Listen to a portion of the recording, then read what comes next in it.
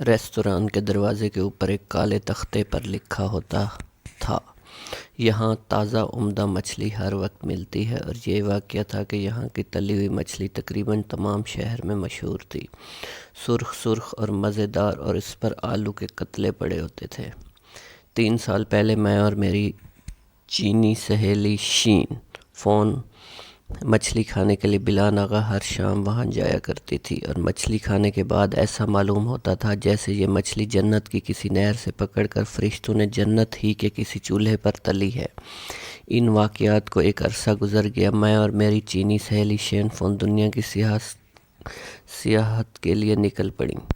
پچھلے دنوں اتفاق سے ہمارا جہاز شہر شوں شوں کے ساحل سے آ لگا تو شین فون نے اپنی ننھی ننھی آنکھیں ہم شکل چیر کی خوشی کے لہجے میں مجھ سے کہا، روہی روہی، چلو بازار جا کر اپنے پرانے ریستوران سے مچھلی کھائیں۔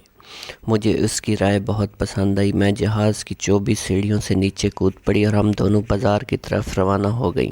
وہاں جا کر دیکھا تو سائن بورڈ نظر آیا جس پر مچھلی کا اشتہار ہوتا تھا۔ ہم مایوس ہو کر لوٹنے ہی کے تھے کہ شین فون نے اپنی ناک پھیلا کر پہلے تو خوشبو سونگھی، پھر ایک دکان کی طرف اشارہ کر کے بولا، روہی ہو نہ ہو، مچھلی کی دکان بس یہی ہے، دیکھو کیسی لذیذ خوشبو آ رہی ہے۔ میں نے نظر اٹھا کر دیکھا تو دکان پر ایک سادہ کالا تختہ لگا ہوا تھا، مگر اس پر نہ تو دکان کا نام تھا نہ مچھلی کا اشتہار، صرف سادہ تختہ لگا ہوا تھا، لیکن مچھلی کی خوشبو سونگھ کر اس کی دکان میں گھسنا ہی پڑا۔ اندر جا کر دیکھا تو ہماری آنکھیں کھلی رہ گئیں۔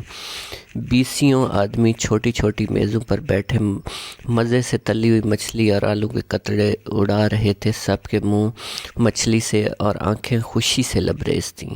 وہ پرانا بوڑھا دکاندار جس نے اپنی تمام زندگی مچھلی تلنے کے فن پر غور کرتے کرتے صرف کر دی تھی، مسکراتا ہوا ہماری طرف آیا اور ادب سے جھک کر بولا، مچھلی؟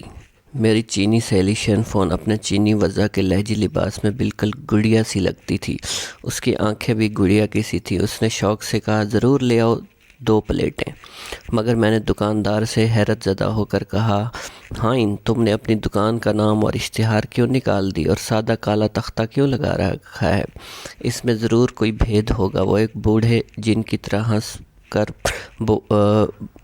بولا، حضور آپ دونوں گرم گرم مچھلی کی پلیٹوں کے آگے بیٹھ جائیں، پھر میں اپنی کہانی سنا دوں گا۔ چین فون نے فوراً چٹور پن کے انداز میں اپنی چھری اور کانٹا اٹھا لیا اور منہ میں مچھلی کا ایک ٹکڑا رکھ کر بولی، اب بتاؤ۔ بوڑھا باورچی مزے لے لے کر قصہ سنانے لگا۔ 1 سال کا عرصہ ہوا، ایک دفعہ یہاں کے ایک سرخ مونچھوں والا لمبا تڑنگا فوجی کھانے کے لیے آیا۔ اسے میری مچھلی اتنی پسند آئی کہ اس نے مجھ سے دوستی کر لی۔ ایک دن اس نے مجھ سے دوستانہ لہجے میں کہا، دکان کی ترقی کا بھید اشتہار میں ہوتا ہے۔ میں نے تمہارے سائن بورڈ کو بڑے غور سے پڑھا، اس پر لکھا ہے، یہاں تازہ عمدہ مچھلی ہر وقت ملتی ہے۔ میرا خیال کہ اس سطر میں یہاں کا لفظ فضول ہے، اسے نکال ڈالو۔ تازہ عمدہ مچھلی ہر وقت ملتی ہے۔ تیسرے دن وہی فوجی آیا، کہنے لگا، کل تمام رات غور کرتا رہا، اس طرح تازہ کا لفظ بھی فضول ہے، اسے نکال دو۔ چنانچہ تیسرے دن تازہ کا لفظ مٹا دیا، لکھ دیا، عمدہ مچھلی ہر وقت ملتی ہے۔ چوتھے دن فوجی آیا، کہنے لگا، عمدہ کا لفظ بے معنی ہے، وہ بھی مٹا دیا، مچھلی ہر وقت ملتی ہے۔ 5ویں دن فوجی بولا، میں رات بھر سوچتا رہا، ہر وقت کا لفظ بھی بہت برا معلوم ہوتا ہے، اس پر میں نے لکھ دیا، مچھلی ملتی ہے۔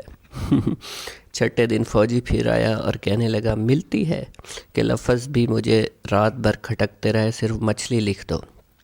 چنانچہ 6ٹھے دن بورڈ پر صرف مچھلی لکھا رہ گیا۔ 7ویں دن وہی فوجی دوست آیا، کہنے لگا، رات بھر غور کرتا رہا ہوں، یہ مچھلی کا لفظ بھی ناپسند ہے، تم صرف سادہ بورڈ لگا دو۔ تمہاری مچھلی کی خوشبو سے تمام بازار مہکتا رہتا ہے، جس کی ناک ہوگی وہ خود خوشبو سونگھتا ہوا تمہاری دکان پر پہنچ جایا کرے گا۔ مجھے بھی یہ بات معقول ہوئی، چنانچہ اپنے تمام بورڈ کے تمام حرف میں نے مٹا دیے اور سادہ کالا بورڈ لگا دیا۔ اب لوگ پہلے کی نسبت بہت زیادہ آتے ہیں اور زیادہ شوق سے مچھلی بھی کھاتے ہیں، بلکہ یوں کہنا ہوگا کہ مچھلی بھی اڑاتے ہیں۔ میں اور میری سہیلی بوڑھے دکاندار کی ذہانت پر زور سے ہنس پڑیں اور رومال سے اپنے ہونٹ پوچھتی ہوئی بندرگاہ کو روانہ ہو گئیں۔ جی تو ویورز، آپ کو میری یہ سٹوری کیسی لگی؟ اگر آپ کو یہ سٹوری پسند آئی ہو تو میرے چینل کو سبسکرائب کر دیں اور بیل آئیکن کو دبا دیں۔